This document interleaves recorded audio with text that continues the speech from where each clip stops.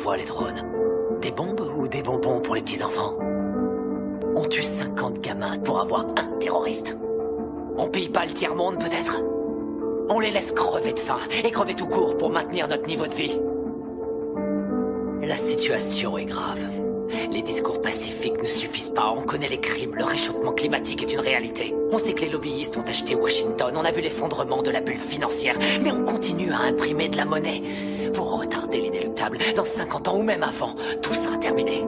Nous sommes de plus en plus nombreux sur la planète et il y a de moins en moins de nourriture, d'eau et de pétrole.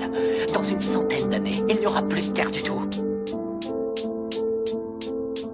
C'est le terminus, le point de non-retour a été franchi. Que tout le monde descende à l'arrêt, le paradis. Le chauffeur va désormais prendre sa retraite. Après 50 années à faire voyager les bêtes. C'est sûr qu'au train, où allaient les choses, il n'y avait pas d'autre issue possible qu'un champ de roses. Nous avons déraillé de notre trajectoire, la tête baissée, comment faire pour le voir? La marchandise a dépassé la date de péremption. Cette étiquette nous colle mais c'est une simple inscription. Le contrôleur vient vérifier mon billet pas composté. Je saute du wagon et cours sur le quai. Je m'enfuis le plus vite possible en fuyant leur regard.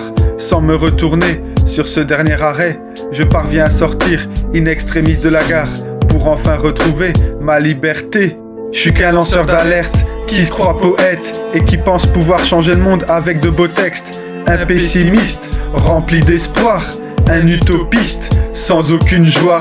Nous avons abandonné toute valeur morale, l'éthique et la fidélité se sont fait la malle. Qui partira à leur recherche? On préfère participer à leur richesse, à tous ces millionnaires qu'on enrichit, qui pourtant pour nous n'ont que du mépris, à toutes ces sociétés qui nous poussent à consommer, à tous ces visages que l'on ne voit jamais. Je préfère la philosophie à la religion, je préfère penser par moi-même que me voir imposer des convictions.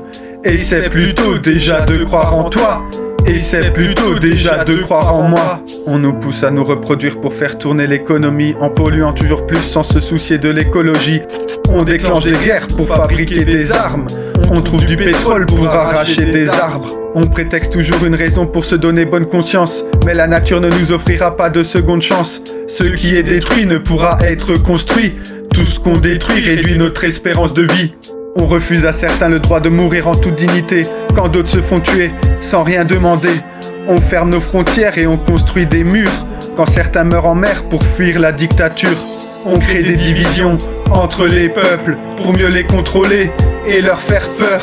On crée des conflits entre les pauvres pour les manipuler et leur faire peur. Le marionnettiste tire les ficelles, le pantin est de retour sur scène pour un dernier appel. Il doit divertir les spectateurs de l'autre côté de la cage, qui le prennent tous pour un animal sauvage.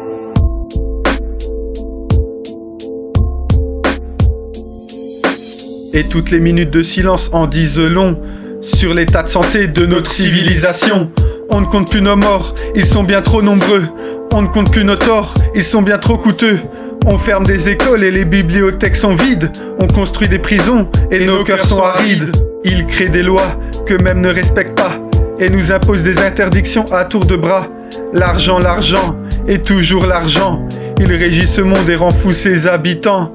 La justice est en déséquilibre et penche en faveur des tout-puissants. Alors comment les croire et leur faire confiance? Sans justice, il n'y aura pas de paix. Sans justice, on se vengera nous-mêmes. La résistance va s'organiser et la minorité deviendra la majorité. De nos idées, on va débattre avec nos stylos, on va se battre. Et tant que l'encre continuera à couler, nous resterons debout afin de lutter. Nous porterons la voix de ceux qu'on n'entend pas. Nous donnerons la parole à ceux qu'on n'écoute pas. Pour tous les opprimés, privés de liberté. Pour tous ceux qui continuent à nous informer. Paix. Julian Assange, Hammond, Snowden, ce sont les prophètes de notre époque, les voix qui crient dans le silence du désert. Et ce sont ceux-là que l'État s'acharne à martyriser. Notre démocratie est morte, on nous interdit de dire ce que nous pensons. À elle seule, cette interview devrait suffire à m'envoyer en prison sans jugement.